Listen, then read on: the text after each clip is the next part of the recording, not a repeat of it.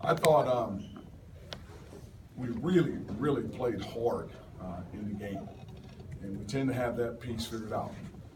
I don't think we played very smart in the game. There were some swings in the game that have nothing to do with officiating. Officials don't miss and have you go 0 for 14 in 2 games like Carter Skaggs. The last 2 games have been wide open threes. That's not officials. That's a guy that's hit the wall. That's a guy that's first-year player, not knowing how hard you play at this level every night, practice, and you can see you don't hit the wall a little bit. He's got to climb over that wall and get going again. Arinze Cheatham, the 6-point swing that he had was just a terrible time to have it with all that momentum come back. But yet I had to have a parenting moment with him because he's never been in that situation before and he lost his composure. Malachi's foul in the backcourt, 80 feet from the bucket, with the momentum coming our way, was just a terrible foul at that point in time in the game that gave them free throws. So there were some things that happened in the game that were totally our fault in terms of being smart. We played hard, and I'm proud of the way they battled to get back in the game. They never gave up. But as a head coach, you know, you're in that arena, and you're looking at people cringing all over the arena.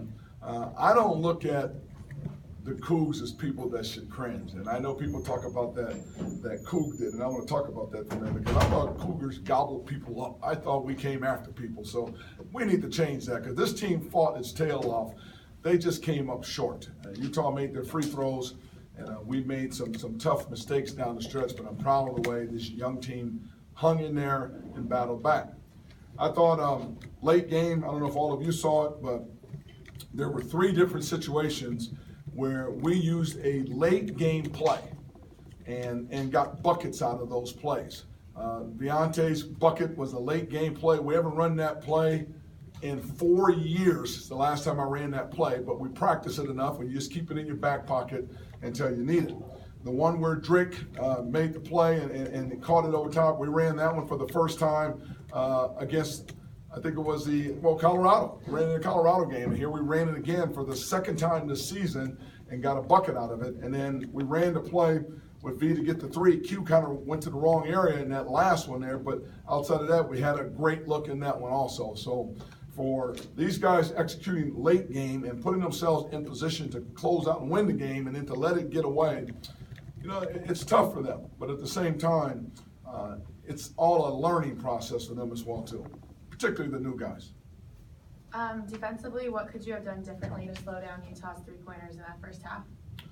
Probably played more half-court trapping and with our defense and everything. I felt like we gave them too many threes when we were in our man-to-man. And the trap really disrupted the game and really got us back into the game and got us going and gave us the momentum defensively. But they are a terrific shooting 3-point team. And we play a multiple defenses that are, we call them junk defenses. They're only good if you give tremendous effort and energy. If you do that, you can keep teams off balance. And once we figured out that piece, I felt like we were able to climb back in the game, and we had them off balance on that end of the floor. Coach, do you think this was one of the more emotional games from the players' aspect tonight? Did you see that from them at all? I don't know if I call it emotion. I think it's probably more of an emotional game for me, because you feel like at times I was teasing, I got to coach everybody on the scores table, because we miss a free throw, we miss a shot, and we turn it over, everybody cringes and puts their heads down. It's like, we need positive mojo in that arena. So, and it's the same thing with your bench. You got to keep everybody moving with their energy up, because the game is not over until that horn goes off. And I've been in too many of these games, and too many things can happen in a game. So I don't think they are down or that. I think they know that they're starting to come now, because we've put a few wrinkles in, we've changed some things, and we're starting to get more production out of guys coming off that bench. Stevie Sprayragan tonight played great in the game. We couldn't play Coop because Johnson didn't play, so we didn't have a 7-footer to match him up with. He couldn't guard Collette, so it meant Drick and Jeff and Arinze and Robo had to play more. So Arinze did some great things. He was awesome at the top of that press, with the exception of 2 or 3 bad fouls, and the technical, he wasn't there for us. So outside of that, you use it to teach, help them learn, and don't let them get too emotional about it. But the thing I'll say is, it's as hard as we've played in a long time. That's the emotion that you're talking about. just from these past 2 games, what's the level of growth that you've seen in this team? Is it the most growth you've seen over a two game span from this group? Well, what I see is, we always continue to teach, and you always continue to coach, regardless of your record. You have to teach, and you have to coach, because you never know when a team's going to figure it out, and you do not want to shortcut your teaching so they're not where they need to be down the road.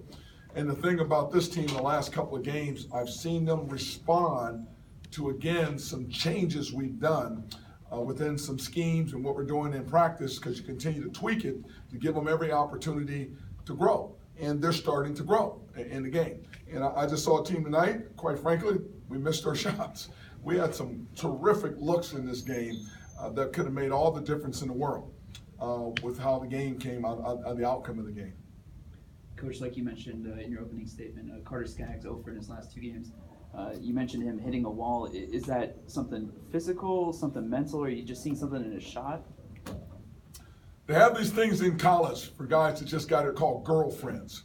So I don't know if that's the wall he's hitting, or he's hit a wall where his legs have left him, but he has definitely hit a wall.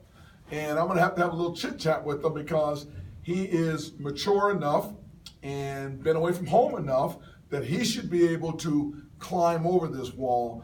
And that's what I want to talk about. I'm being funny about the girlfriend thing, but he is definitely hitting a wall right now. Remember, Malachi hit it last year, and he just ran out of gas down the stretch. He couldn't even will himself as much as he wanted to do anything. Well, Carter's a bigger, stronger bodied kid.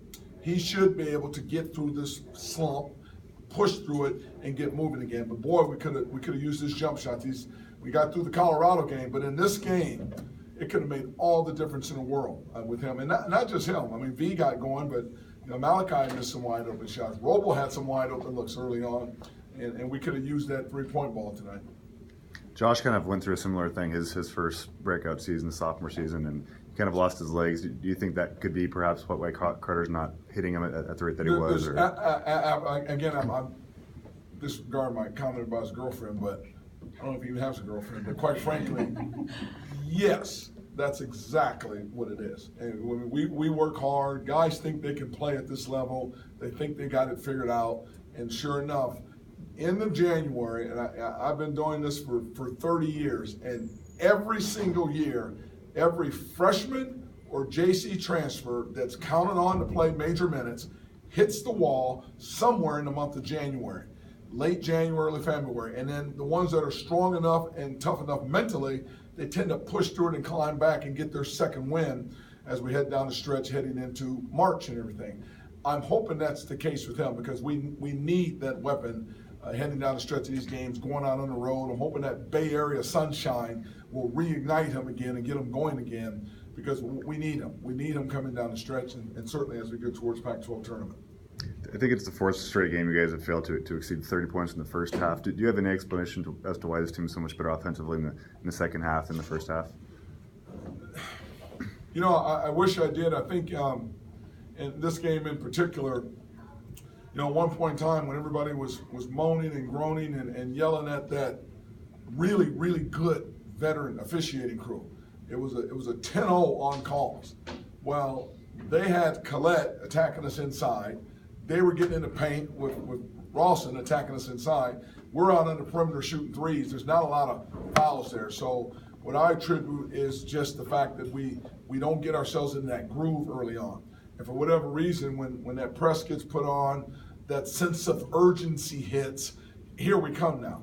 And if I could figure that out and put it in a bottle, boy, I would make a lot of money, because I'd sell that to a lot of coaches in the country, why young kids tend to need a sense of urgency before they get their motors moving to get going and everything. And it's cost us a little bit, because, again, you dug in a hole. Now, the good thing about it is we dug ourselves out of the hole against a really good team.